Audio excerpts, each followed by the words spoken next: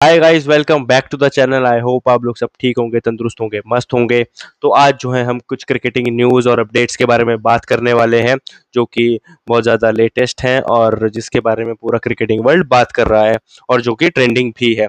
तो आज हम उनके बारे में ही बात करने वाले हैं। तो सबसे पहली न्यूज़ जो है वो आ रही है रोहित शर्मा से रिलेटेड।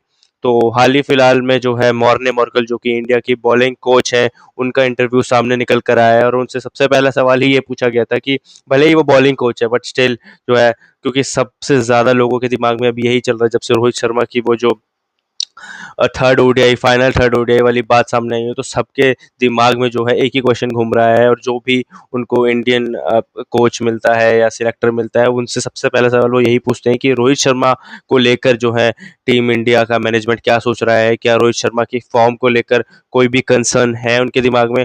तो मॉर्ने मॉर्कल ने एज यूजुअल जो बोलना था वही बोला। उसने बोला कि हमारे को कोई दिक्कत नहीं है, कोई कंसर्न नहीं है, नो वरीज और concern about Rohit Sharma. This is the exact words he said.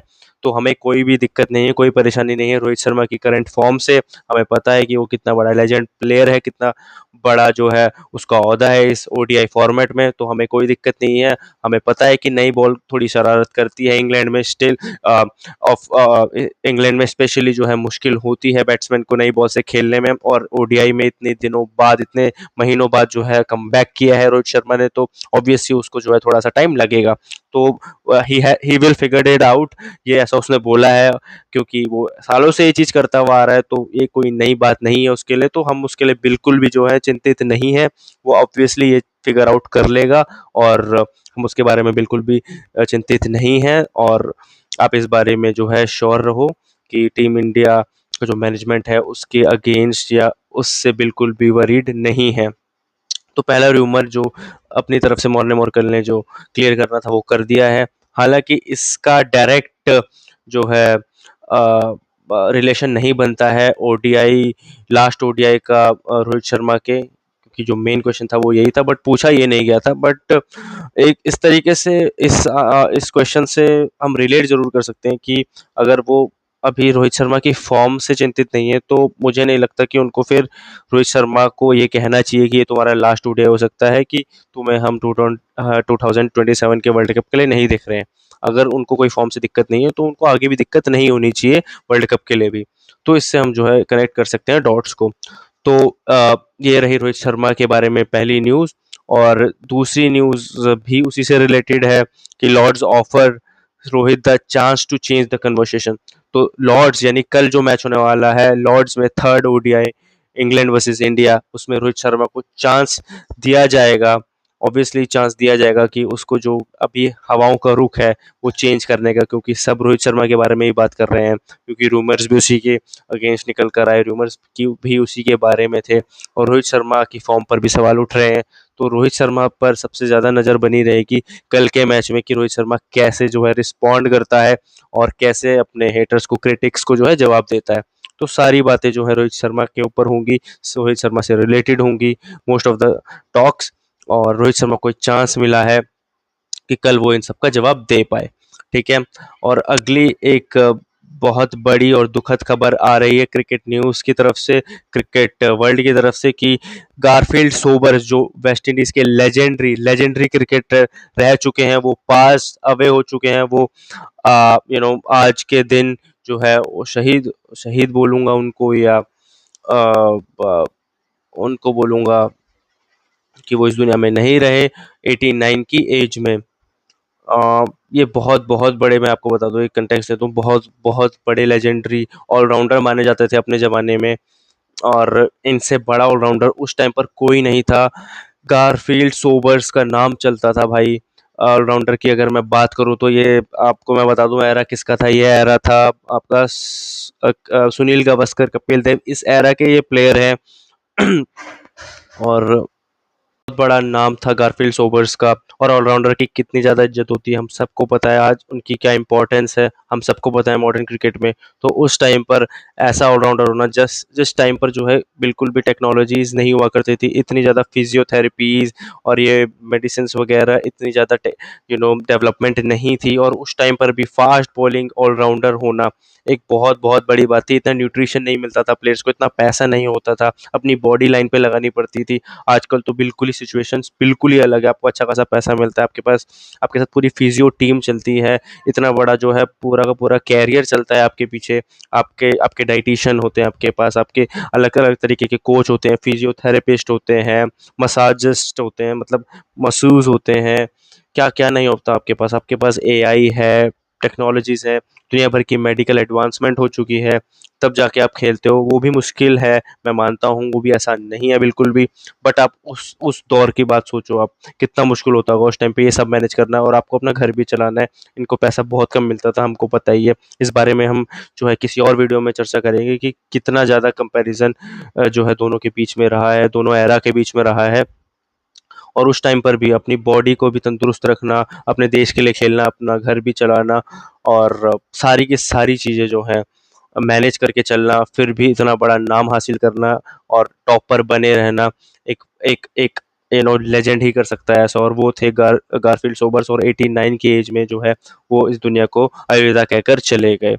ये मैं थोड़े से आंकड़े आपको बता देता हूँ। ग्रेटेस्ट ऑलराउंडर्स रहे हैं, जैसे कि मैंने बताया है, उन्होंने 93 टेस्ट मैचेस खेले हैं, और ओडीआई और 1 ओडीआई, बस एक ही ओडीआई मैच खेला है 1954 से 1974 तक, यानी 20 साल उन्होंने क्रिकेट खेला और क्रिकेट पर राज किया, स्पेशली टेस्ट मैच में, क्योंकि टेस्ट मैच को ही ज़्यादा तवज्जो मिलती थी। मतलब टेस्ट मैच को ही प्रायोरिटाइज किया जाता था, क्योंकि टेस्ट मैच ही पहले फॉर्मेट हुआ करता था, ओडीआईज वगैरह बाद में आए हैं। तो टेस्ट मैच ही सबसे ज़्यादा खेला जाता था, तो टेस्ट मैच ही डिफिकल्ट था सबसे ज़्यादा, और अभी भी सबसे ज़्यादा डिफिकल्ट फॉर्मेट टेस्ट मैच ही है। तो उसमें उन्होंने रूल किया है, तो आप सोच सकते हो कि कितनी बड़ी अचीवमेंट रही है एज अ क्रिकेटर उनकी तरफ से। तो उनकी आत्मा को शांति, ओम शांति ओम। तो अगली खबर की तरफ बढ़ते हैं। Incredibly disappointing captains react to ODI World Cup changes. तो अभी हाल ही फिलहाल में आप लोगों को पता ही होगा, अगर नहीं पता है तो मैं बता दूं कि आईसीसी ने जो है कुछ चेंजेस जो है अपनी तरफ से जो है सजेस्ट किए हैं, या लेकर आई है, वो मैं ऐसा कह सकता हूँ, क्योंकि मुझे इसके बारे में 100% नहीं पता, तो मैं इसके ऊपर एक डेडिकेटेड वीडियो बनाऊंगा। अगर आपको वीडियो चाहिए तो आप प्लीज़ कमेंट में मुझे कमेंट कर देना। तो मेरे ख्याल से कुछ नए रूल्स लेकर आई है ओडीआई वर्ल्ड कप के लिए आईसीसी, और उस रूल्स को सुनकर जो है आईसीसी जो कैप्टन्स है, बाकी अदर टीम्स हैं, जो वो बिल्कुल भी खुश नहीं है, ऐसा मानना है बहुत सारी टीम का, जैसे स्कॉट एडवर्ड्स हो गया, रिची बैरिंगटन हो गया, पॉल स्टर्लिंग एंड गेहार्ड एरास्मस, जो कि नीदरलैंड्स, स्कॉटलैंड, आयरलैंड, इन सब टीमों के कैप्टन्स हैं। Over the revamped format and the lack of player consolidation, इसके बारे में मैं एक प्रॉपर वीडियो लेकर आऊँगा कि क्या-क्या नए रूल्स जो है लेकर आई है आईसीसी। तो इससे ये कुछ टीमें हैं जो बिल्कुल भी खुश नहीं हैं। और एक और खबर की तरफ हम बढ़ते हैं। Flower rules himself out of contention for England head coach role. तो अभी जैसे मैंने बताया, ब्रेंडन मैकुलम को निकाल दिया गया है टेस्ट मैच हेड कोच की पोजीशन से। तो उसके अलावा जो है किसको बनाया जाए हेड कोच, ये रूमर्स बहुत फैल रहे थे, खबर बहुत आ रही थी कि अश्विन को बना सकते हैं क्या टेस्ट मैच का कोच इंग्लैंड का, या एंडी फ्लावर, इन दोनों का नाम सबसे ज़्यादा चल रहा था। तो एंडी फ्लावर ने अपनी तरफ से बोल दिया है कि मैं इस रेस में नहीं हूँ। तो ये जो रूमर आ रहे हैं मेरे लिए, मेरे से रिलेटेड इंग्लैंड कोच की पोजीशन के लिए, तो वो बिल्कुल भी जो है मैं खारिज करता हूँ कि मैं कोच की पोजीशन के लिए अभी रेडी नहीं हूँ, मैं इस कंटेंडरशिप में नहीं हूँ। तो flower stated his existing commitments including his role with Royal Challengers Bengaluru and London Spirit, as he confirmed he will not pursue the England vacancy। तो इंग्लैंड के लिए जो खाली पोजीशन थी इंग्लैंड के टेस्ट कोच की, तो वो एंडी फ्लावर ने रिजेक्ट कर दिया है। अब अभी मेरे ख्याल से ईसीबी की तरफ से उनको ये ईसीबी की तरफ से रिक्वेस्ट गई थी कि नहीं गई थी, ये मुझे नहीं पता, ये रिसर्च करके मैं आपको बताऊँगा। बट मेरे ख़्याल से जो सोशल मीडिया में जो है इसकी न्यूज़ बाहर आ रही थी, लोगों ने उनसे जो है इंटरव्यू में पूछा, तो इसका उन्होंने जवाब दे दिया कि मैं इस कंटेंडरशिप के लिए अभी रेडी नहीं हूँ, मेरी कमिटमेंट्स जो है आरसीबी के लिए है।